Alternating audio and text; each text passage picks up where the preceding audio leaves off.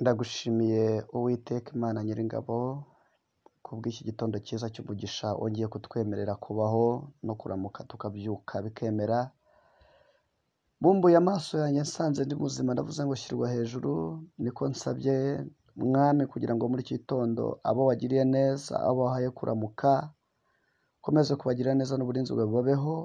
Tubashishwe nawe byose, tubashe kumva ijambo ryawe by'ukuri kandi turusheho no kurisobanukirwa, kugira ngo iminsi yacu ibarwe kandi itabazwe ku bwacu, ahubwo ibarwe ku bwo gukiranuka kwawe. Urakoze, ngaho ushyigikira ijambo ryawe tugiye kuganiraho muri iki gitondo. Ababasha kuryumva ribabere impamba n'urwego byo kubageza iwawe, kandi ribabere Mwami imbaraga, umutsima utera imbaraga mu rugendo, kubwo kwizera no kumenya. Ubahe kumva no kumvira mu izina rya Yesu, amen. Mwaramutse neza bene data, inshuti z'umusaraba. Amazina yanjye ni Manirafasha Emmanuel, nk'uko bisanzwe ndi umuvugabutumwa. Nkunda Imana, nkunda abantu bayo, ariko ibyaba byiza ni uko twahugurana iminsi yose bikitwa uyu munsi. Muri iki gitondo nejejwe n'Imana mu mutima, kandi nifuje ko dusangira ibyanditswe byera dusanga mu gitabo n'ubundi cy'Abaroma, muri iki gice cyaho cya 10 nk'uko mubibona. Hanyuma nifuje ko tuganira duhereye kuri uyu murongo waho w'9, hanyuma tugakomeza tukagera ku murongo waho 17. Ariko kandi usomye hejuru kuri uyu murongo w'8 haratubwiye ngo ahubwo kuvuga kuti ijambo rirakwegereye ndetse riri mu kanwa kawe n'umutima wawe, niryo jambo ryo kwizera, iryo tubabwiriza. Aleluya. Ndavuze ngo muri iki gitondo nzanywe no kukubwiriza ijambo ry'Imana, kugira ngo numara kumva ijambo ry'Imana ukizera uyu Mwami Yesu, uheshwe cyangwa se uhabwe izindi mbaraga, uhabwe ubundi budahangarwa. Rero reka dusome ijambo ry'Imana mu izina rya Yesu. Kuri uyu murongo w'9 haravuze ngo niwatuza akanwa kawe yuko Yesu ari umwami, ukizera mu mutima wawe yuko Imana yamuzuye, uzakizwa. 10 haravuze ngo kuko umutima ari w'umuntu yizeza akabarwaho gukiranuka, kandi akanwa akaba ariko umuntu yatuza agakizwa. Imana yacu nishimwe. 11 akavuga ngo kuko ibyanditswe bivuga biti uwizera wese ntazakorwa n'isoni, umwizera wese ntazakorwa n'isoni. 12 aravuga ngo nta tandukaniro ry'umuyuda n'umugiriki, kuko umwami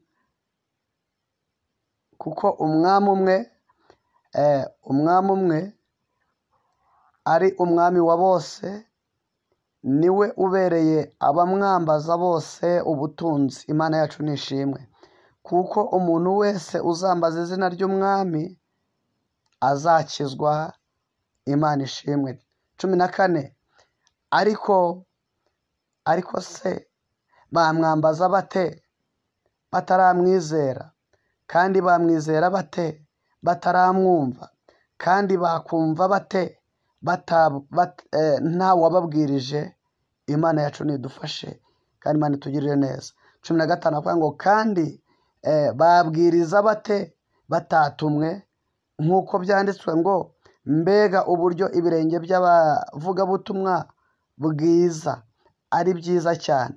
Icyakora abumviye ubutumwa bwiza si bose, kuko Yesaya avuga ati mwami ninde wizeye ubutumwa bwacu? 17 ariho kandi turi busoreze, hakavuga ngo dore kwizera guheshwa no kumva, kandi no kumva kukazanwa n'ijambo rya Kristo. Imana yacu nishimwe, amen. Aleluya. Muri iki gitondo nejejwe n'Imana mu mutima, kubwo ko mbyutse numva amaso yanjye ari mazima, ari kureba, amatwi yanjye akumva, umubiri wanjye ukaba ari muzima, mwuka w'ubugingo ukiri muri njye, bituma nshima Imana, nkavuga ngo Imana ishimwe kandi ishyirwe hejuru. Hanyuma ijambo ry'Imana riratubwiye ngo dore ijambo riratwegereye ndetse riri mu kanwa kacu, kandi mu mitima yacu niho ijambo ryo kwizera iryo kwizera tubabwiriza, cyangwa se niho mu mutima wawe niryo jambo ryo kwizera iryo tubabwiriza. Iri jambo ry'Imana ni ibyanditswe byera byahumetswe n'Imana kugira ngo bigirire umuntu umumaro, uwa mbere uwo kumwigisha, uwo kumutunganya, uwo kumwemeza ibyaha bye no kumuhanira gukiranuka, kugira ngo uyu muntu w'Imana abe atunganye afite ibimukwiriye byose. Niyo mpamvu ijambo riratubwiye ngo niwatuza akanwa kawe ko Yesu ari umwami, ukizeza mu mutima wawe yuko Imana yamuzuye, uzakizwa. Haleluya! Kuko imitima yacu ijya kure ikanangirwa n'ibihendo by'isi, tujya twimura Imana tukananirwa no kwizera ko Kristo yaje kubwo kwitanga ku bwacu, ubwo twari dupfuye tuzize ibyaha n'ibicumuro. Ariko iyo tumaze gusobanukirwa no kwizera iri jambo, agakiza ke karaza kagakiza imitima, kakaza kakabasha gutuma tumarwa umubabaro, cyangwa se twizera, hanyuma tugakira. Imana yacu irishimwe. Hanyuma niyo tutangiye guhamya yuko Yesu yazutse mu bapfuye, uko guhamya kwacu no kwizera bidutera imbaraga zo kudaheranwa n'ibigerageza. Imana nishimwe. Ngo kuko umutima ari wo umuntu yizeza akabarwaho gukiranuka, kandi akanwa kacu niko twatuza tugakizwa, cyangwa niko twatuza ibyaha byacu n'imibabaro yacu, tukabyaturira imbere ya Kristo. Kristo akazana za mbabazi ze, akatwomora inguma kandi akadukiza. Imana yacu nishimwe. Imana ikugirire neza, wowe wumvira ijambo, wowe dufatanije kuganira kuri iri jambo, kugira ngo muri iki gitondo nawe ubashe kumva no kumvira, kugira ngo ubashe kwizera, hanyuma ukurwe mu mugabane w'abarimbuka, winjizwe mu mugabane w'abana b'Imana. Imana yacu nishimwe. Ngo kuko uyu munsi nta tandukaniro ry'umuyuda n'umugiriki, kuko umwami wacu ari umwe, kandi uwo mwami ari umwami wa bose, niwe ubereye abamwambaza ubutunzi. Umuntu wamaze kwizera uyu mwami, mbega afite ubutunzi butagira akagero. Aho Pawulo we yabibonye neza, aravuga ngo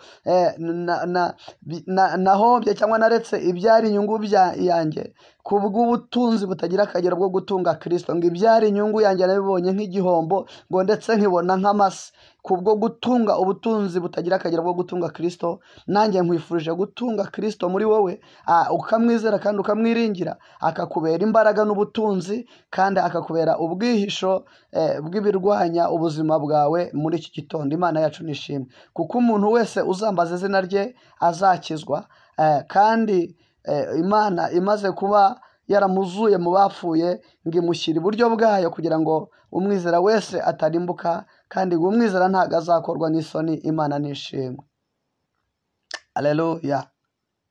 Ndanezerewe kandi nejejwe n'Imana. Hanyuma muri iki gice cya 11 rero hakavuga ngo nuko ku murongo wa 2 hakavuga ngo Imana ntiyaciye ubwoko bwayo iyamenye kera, ngo ntimuzi yuko ibyanditswe bivuga kuri Eliya uburyo yivovoteye Abisiraheli abarega ku Mana ati, mwami bishe abahanuzi bawe, basenya n'ibicaniro byawe, nanjye nsigaye njyenyine kandi barashaka kunyica. Mbese Imana yamusubije iki? Yaramusubije iti, nisigarije abantu 7,000 batarapfukamira Bali. Nuko rero uko niko bikimeze no muri iki gihe. Hariho abantu bakeya basigaye batoranijwe kubw'ubuntu. Haleluya! Ariko batoranijwe kubw'ubuntu, ariko bibaye kubw'ubuntu ntibikiri kubw'imirimo, kuko bitabaye bityo ubuntu bwaba ari ubuntu, ntibwaba ari ubuntu. Haleluya! Haleluya! Haleluya! Ndashaka kugira ngo muri iki gitondo kubw'imbabazi z'Imana n'urukundo rwayo, ube mu batoranijwe, ube mu bahiriwe, mu bamaze kwizera uyu mwami Kristo, ku bamaze kubabarirwa, mu bamaze kwambikwa izindi mbaraga, ube mu mubare w'aba bantu Imana yisigarije batari bapfukamira Bayali. Niba kandi wari waramaze kwemerera ibigirwamana na Bayali kuyobora ubuzima bwawe, uyu mwanya ndakwinginga ngo we kuguma kunangirwa umutima n'ibihendo by'ibyaha, ahubwo ugarukire Kristo, umwizere kandi umwambaze, akubera imbaraga, akubera ubwisho n'ibyiringiro. Nibwo uzakizwa uyu mujinya uzarya abanzi b'Imana, nibwo uzakizwa gutsemba kumaraho, ni nabwo uzakizwa urupfu rwa kabiri. Imana yacu nishimwe. Rero nejejwe n'Imana no gusangira namwe ubutumwa bwiza muri iki gitondo, muri iyi saha y'isaa 9, ngo dusenge dushikamye, dukomeze ibyo gukiranuka. Imana yacu nishimwe. Haleluya, haleluya, haleluya. Kandi uko Imana irushaho kugenda itwegereza umwana wayo cyangwa se urukundo rwa Kristo, niko natwe turushaho kuduhata ngo turusheho kwezwa no gutunganywa iminsi yacu yose, tuzabashe guhabwa ubugingo buhoraho. Ndakwifuriza kuzaragwa ubu bugingo, kuzambikwa umwambaro mwiza uw'abanesheje isi, umubiri ndetse na Satani. Imana nishimwe. Nimugire amahoro y'Imana kandi mugubwe neza muri iki gitondo. Murusheho gushikama no gushaka mu maso h'Imana kugira ngo twambikwe izindi mbaraga kandi turushishweho kunesha mu minsi iruhije abagenzi nk'iyi. Imana y'amahoro ibagirire neza. Mbifurije umunsi mwiza w'iki cyumweru, kandi amahoro y'Imana akomeze gutwarira mu mitima yanyu kugira ngo mwibwire ibyiza, nubwo hari ibibi mu nzira yanyu, ariko urukundo rw'Imana rushobora kubayobora. Umwuka wera w'Imana abahe guhishurirwa no kumenya n'ubwenge bituruka muri Kristo Yesu. Amen, amen, amen. Imana ibahe umugisha. Murakoze.